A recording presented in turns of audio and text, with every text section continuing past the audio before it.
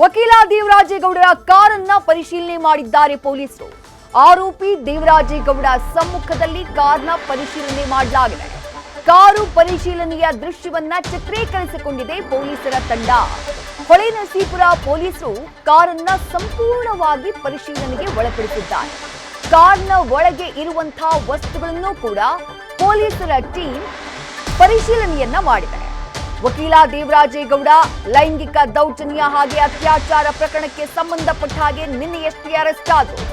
ಹಿರಿಯೂರಿನಲ್ಲಿ arrest ಆದಂತಹ ದೇವರಾಜೇಗೌಡ ಅವರನ್ನ ಹಾಸನದ ಹೊಳೆನರಸೀಪುರಕ್ಕೆ ಕರ್ಕೊಂಡು ಬರಲಾಗಿದೆ. ಅಲ್ಲಿ ಅವರನ್ನ ತೀವ್ರ ವಿಚಾರಣೆಗೆ ಒಳಪಡಿಸಲಾಗ್ತಾ ಇದೆ. ಅವರನ್ನ ನ್ಯಾಯಾಧೀಶರ ಮುಂದೆ ಹಾಜರುಪಡಿಸುವಂತಹ ಸಾಧ್ಯತೆ ಕೂಡ ಇದೆ. ಇವತ್ತೇ ನ್ಯಾಯಾಧೀಶರ ಮುಂದೆ ಹಾಜರುಪಡಿಸಲಾಗುತ್ತೆ. ಬಟ್ ಅದಕ್ಕೂ ಮೊದಲು ವಿಚಾರಣೆಯ ಜೊತೆಗೆ ಕ್ರೇಟಾ ಕಾರ್, ದೇವರಾಜೇಗೌಡ ಅವರು ಪ್ರಯಾಣ ಮಾಡ್ತಾ ಇದ್ದಂತಹ ಕ್ರೇಟಾ ಕಾರ್, ಆ ಕಾರ್ನ ಪರಿಶೀಲನೆಯನ್ನ ಸದ್ಯ ಕೈಗೊಂಡಿದ್ದಾರೆ ಹೊಳೆನರಸೀಪುರ ಪೊಲೀಸರು. ಕಾರ್ನ ಕಂಪ್ಲೀಟ್ ಪರಿಶೀಲನೆ ಮಾಡಲಾಗ್ತಾ ಇದೆ. ಈ ಸಂದರ್ಭದಲ್ಲಿ ಅದನ್ನ ವಿಡಿಯೋ ಚಿತ್ರೀಕರಣ ಮಾಡುವಂತಹ ಕೆಲಸವನ್ನು ಕೂಡ ಪೊಲೀಸರ ಟೀಮ್ ಮಾಡ್ತಾ ಇದೆ. ಕಾರ್ನ ಒಳಭಾಗ, ಡ್ಯಾಶ್ ಬೋರ್ಡ್ ಸೇರಿದಂತೆ ಎಲ್ಲಾ ಕಡೆ ಸಂಪೂರ್ಣವಾಗಿ ಪರಿಶೀಲನೆಯನ್ನ ನಡೆಸಲಾಗ್ತಾ ಇದೆ. ಗಮನಿಸ್ತಾ ಇದ್ದೀರಿ, ದೇವರಾಜೇಗೌಡ ಅವರು ದೃಶ್ಯದಲ್ಲಿ ನೀವು ನೋಡ್ತಾ ಇದ್ದೀರಿ. ದೇವರಾಜೇಗೌಡ ಅವರ ಸಮ್ಮುಖದಲ್ಲೇ ಅವರ ಕಾರ್ನ ಪರಿಶೀಲನೆ ಆಗಿರುವಂಥದ್ದು.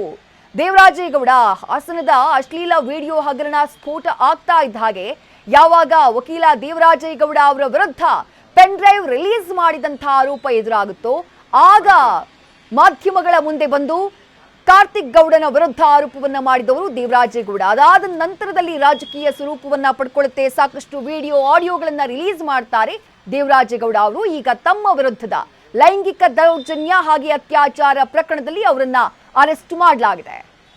ಮತ್ತಷ್ಟು ಡೀಟೇಲ್ಸ್ ನಮ್ಮ ಪ್ರತಿನಿಧಿ ಸಂದೇಶ್ ನೀಡ್ತಾ ಹೋಗ್ತಾರೆ. ಸಂದೇಶ್ ಸದ್ಯ ಹೊಳೆನರಸೀಪುರದಲ್ಲೇ ಇದ್ದಾರೆ. ಪ್ರಕರಣಕ್ಕೆ ಸಂಬಂಧಪಟ್ಟ ಹಾಗೆ ಕಂಪ್ಲೀಟ್ ಮಾಹಿತಿಯನ್ನ ಕಲೆ ಹಾಕುವಂತಹ ಕೆಲಸವನ್ನ ನಮ್ಮ ಪ್ರತಿನಿಧಿ ಸಂದೇಶ್ ಮಾಡ್ತಿದ್ದಾರೆ.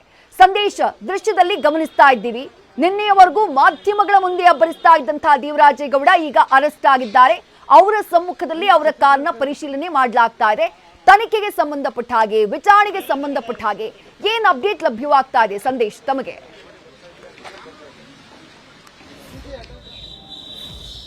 ವಿದ್ಯುಶ್ರೀ, ಈಗಾಗಲೇ ವಿಚಾರಣೆಯ ಒಂದು ಭಾಗವಾಗಿ ಕಾರನ್ನ ಸೀಸ್ ಮಾಡಿದ್ದಾರೆ. ಅಂದ್ರೆ ದಸ್ತಗಿರಿ ಮಾಡುವಂತ ಕೆಲಸವನ್ನ ಮಾಡಿದ್ದಾರೆ.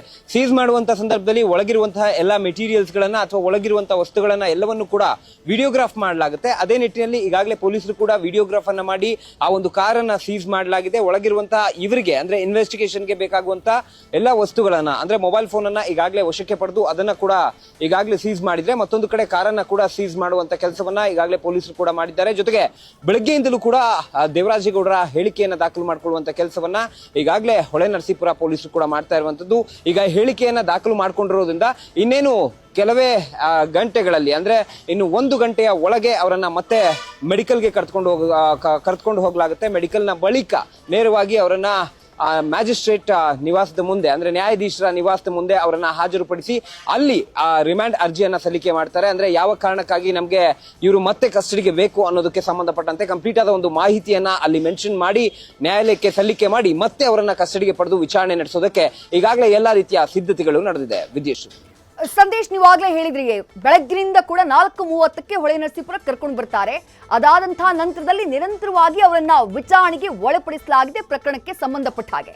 ಆ ಸಂದರ್ಭದಲ್ಲಿ ಅವರ ಉತ್ತರ ಯಾವ ರೀತಿ ಆಗಿತ್ತು, ಜೊತೆಗೆ ಎನ್ಕ್ವೈರಿ ಸಂದರ್ಭದಲ್ಲಿ ಏನೇನು ಪ್ರಶ್ನೆಗಳನ್ನ ಕೇಳಲಾಯಿತು, ಯಾವ ರೀತಿಯಾದಂತಹ ಆನ್ಸರ್ ಅವ್ರ ಕಡೆಯಿಂದ ಬಂತು, ಅದಕ್ಕೆ ಸಂಬಂಧಪಟ್ಟ ಹಾಗೆ ಏನ್ ಅಪ್ಡೇಟ್ಸ್ ಲಭ್ಯವಾಗ್ತಾ ಇದೆ ಸಂದೇಶ್ ತಮ್ಗೆ?